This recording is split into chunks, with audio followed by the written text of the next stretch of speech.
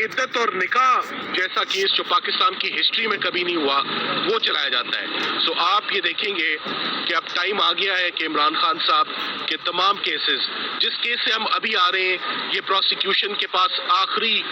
पत्ता रह गया था, ये आखिरी कार्ड रह गया था जिसको उन्होंने खेल लिया है। हम चाहते हैं जहाँ इतने केसेस आपने कंक्लूड कर लिए, सजाएं दे दी हैं, इसमें भी जो आप करना चाहते हैं आप वो भी कर लें, ताकि एक ही दफ़ा इस्लामाबाद हाई कोर्ट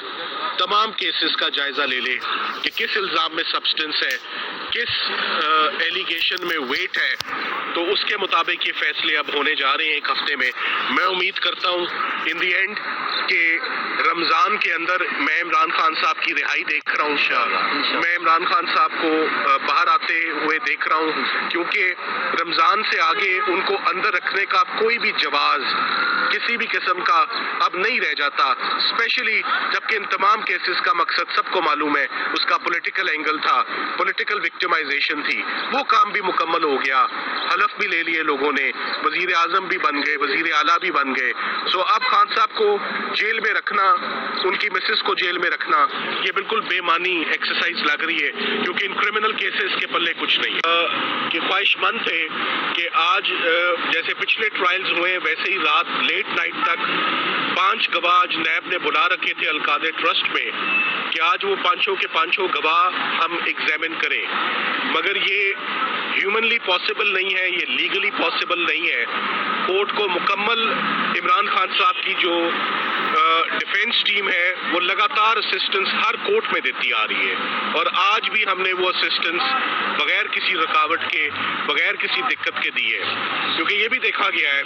कि किसी एक दिन की भी अगर किसी जेन्युइन वजह से कोई वकील नहीं आ पाता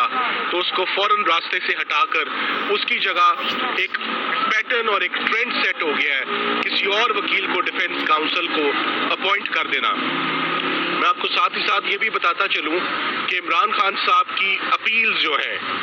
इस्लामाबाद हाई कोर्ट में इस वक्त सब अपील्स उनकी निकल चुकी हैं और सब अपील्स पे समाअत शुरू है, चाहे वो तोशाखाना की अपील हो, चाहे वो साइफर की अपील हो। आने वाले पीर को मंडे वाले दिन इद्दत और निकाह की अपील भी उनकी समाअत के लिए बिल्कुल तैयार है। साइफर केस बाकायदा तौर पे उसका आगाज हो चुका है और साइफर केस तकरीबन 1.5 घंटा आर्ग्यू हुआ, और उस 1.5 घंटे में बहुत सारे ऐसे नुक्स थे, बहुत सारे ऐसे फ्लॉज थे जो कि बेंच ने नोट किए। अब साइफर केस इस पीर के लिए दोबारा फिक्स्ड है, साथ ही साथ में तोशाखाना भी फिक्स्ड है, साथ ही साथ में इद्दत और निकाह भी फिक्स्ड है। ये तीनों केसेस जिस तेज रफ्तारी से कंक्लूड हुए उन्हीं तेजी से इनकी अपील्स भी बिल्कुल तैयार है सुने जाने के लिए। मुझसे पूछा एक दो मीडिया वालों ने,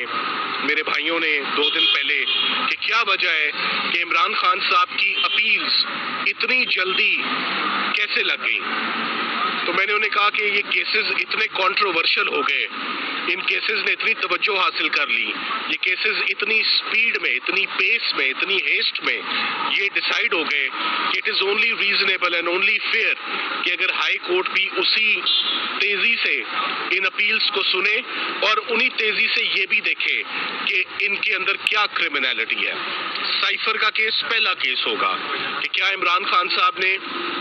क्या शाह महमूद कुरैशी साहब ने कोई एंटी स्टेट एक्टिविटी की है अगेंस्ट द नेशनल इंटरेस्ट, कोई ऐसा काम किया है, किसी फॉरेन पावर के साथ उन्होंने कोलैबोरेट किया है, पाकिस्तान को नुकसान हुआ है। ये तमाम चीज़ें इस आने वाले पीर को इस्लामाबाद हाई कोर्ट के 2 फाजिल जजेस देखेंगे। जो अंजाम